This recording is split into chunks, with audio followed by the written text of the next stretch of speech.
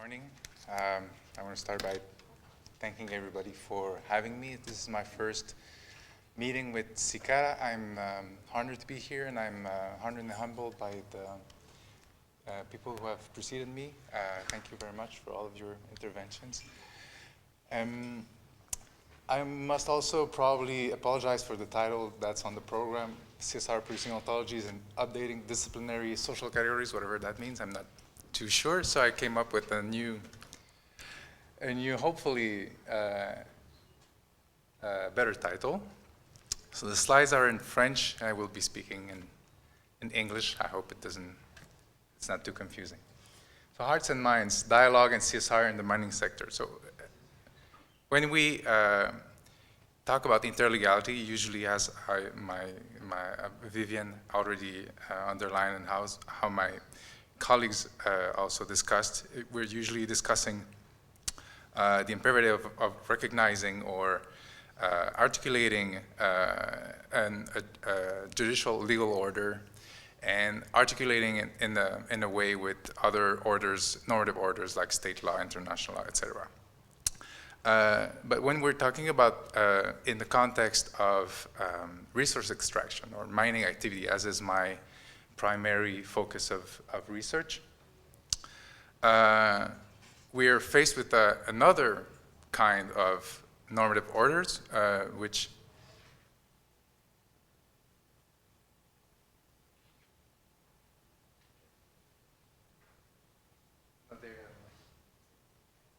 I don't know where it is. Ah, there it is. So we're faced with another group of norms which fall under the general category of corporate social responsibility, or CSR. That is, normative norms that emanate from the industry and that are being enacted and put in place and promoted by, for example, mining companies. So the question I think that this raises is, what is the impact of this normative family of CSR in the normative ecosystem where we also have indigenous law, state law, international law, etc. And what relation does CSR maintain with imperatives of emancipation or autodetermination or the expression of different kinds of sovereignty? And also, more generally, with the protection of human rights. So in my doctorate, I did my field work in Colombia. So in my doctorate, I looked at the interaction between CSR and other normative orders. So CSR and the other like discourse norm that I looked at was a certain moral ideology associated with, CSR, corporate social responsibility. Yeah. Thank you for your question, because I'm using that word a lot in my presentation.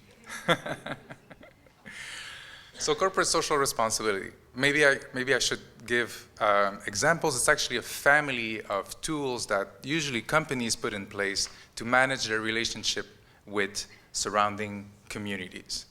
And so that might include any number of measures that are usually presented as necessarily voluntary or voluntary measures.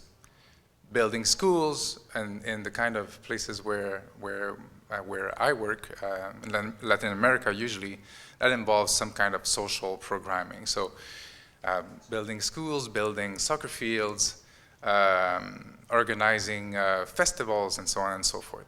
It also, I think we could also include in that family of norms the signing of impact and benefit agreements. I think that would be at one end of the spectrum of CSR as a family. of norms. So I wanted to look at how, in my doctoral work, I wanted to look at how these norms interact with other norms that are present on the territories where mining activity is taking place. And in Colombia, I looked at a moral ideology associated with economic elites and economic and political elites that they define or they design by the term gente de bien, which means good people. Another norm, which is counterinsurgency doctrines that are being deployed and employed in Colombia by the army and by paramilitary organizations, right? So 3 norms, and the idea was to look at how do these 3 norms interact and what kind of synergies they develop, because I found them to share a lot of characteristics and act together in a certain way. So these, and I want to focus on just one element of that. There's a lot of things that could be said about how they intersect, but one fundamental element is that those 3 orders define have a same logic around how to consider differences of interest between groups and between people. And the 3 of them share the same idea that the general interest is predefined, and there is no space for legitimately expressing a divergent opinion or upholding or claiming a diverging interest than the general interest that's being put forward. In other terms, there's not much space for political pluralism in those 3 orders. And to narrow it down on CSR, what that means in more concrete terms is that discourse around CSR usually defines conflicts around mining projects, not in terms of unreconcilable interests. Is that a word? Is that? Yes? So if there are conflicts, discourse around CSR will say, well, it's not because we want to have an open pit mine and you guys want to grow coffee, which are 2 projects that are difficult to reconcile. It is because we have a problem of communication. And so the purpose of CSR in that context, given that we all share the same interest, is that we don't have conflicts of interest, we have communication problems. And so, of course, if we had legitimately diverging interests, that we would need a mechanism to hierarchize these interests. And probably the right to life would come on top of the right to the profit derived from the mine, for example, if they were conflicting. And so law would serve as a way to deliberately and explicitly hierarchize those rights. And the law would serve as a way to negotiate the tension between private interest and the general good. Now, since CSR tends to define conflicts in terms of problems of communication, we're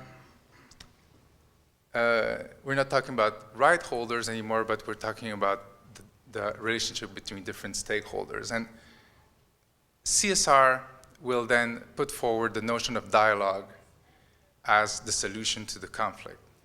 And in that context, dialogue is a way to make stakeholders understand that their interests are the same as the interest of the mining company. In other terms, that the private interest of the mining enterprise are the interest of the mining enterprise is the general interest.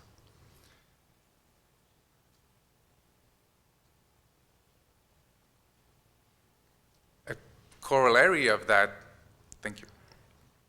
One more time, or I'll use this microphone. Just threatening you with that other microphone. A corollary of defining conflicts in that way is that you can judge of the morality of different groups surrounding a mining project in function of how they accept or refuse to engage in dialogue with mining companies under those terms. And so who is, and I'm using quotation mark because of course this is the morality of those actors from the point of view of, in my fieldwork, the economical political elite of Guatemala, counterinsurgency doctrines. And so is moral the actor who wants to dialogue, who's willing to engage in that kind of dialogue where you basically are explained your best interest. On the other hand, the other actors, those who refuse to engage in that kind of dialogue, tend to be the object of a process of disciplinary process, which means stigmatization, I don't know how to translate, ostracisation, ostracization, very good, probably an old French word. So stigmatization, ostracization, criminalization, and repression, right? So what I want to underline is those disciplinary processes have a long history in the colonial context and in the global context. Those are tools of counterinsurgency that have a long pedigree. And what I realized in my fieldwork is that CSR was actually the norm or the discourse that was used to update the targets of those practices. So in the context of mining in Colombia, the refusal to engage in dialogue with the mining company is what marks you as the non-functional part of society, the subversive. And that's what justifies you being the target of those old counterinsurgency practices.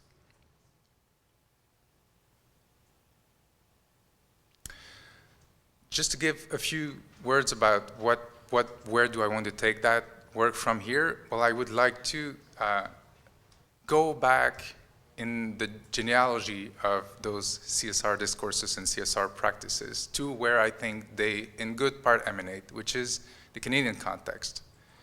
And I think that this notion of dialogue, or the twist that CSR is putting on the notion of dialogue, which of course is a very important notion in political philosophy, in Western political philosophy, right?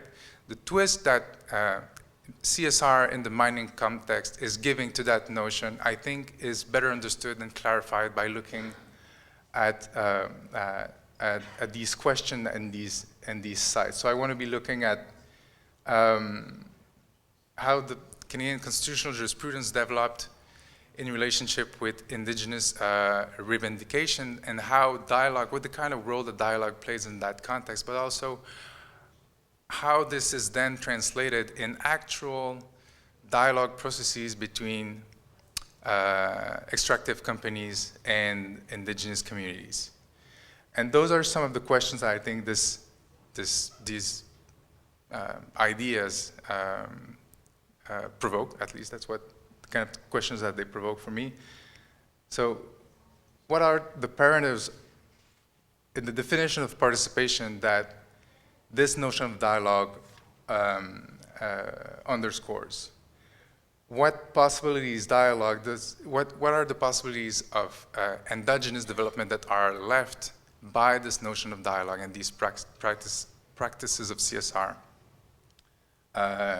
What space does it leave to ideas of autonomy,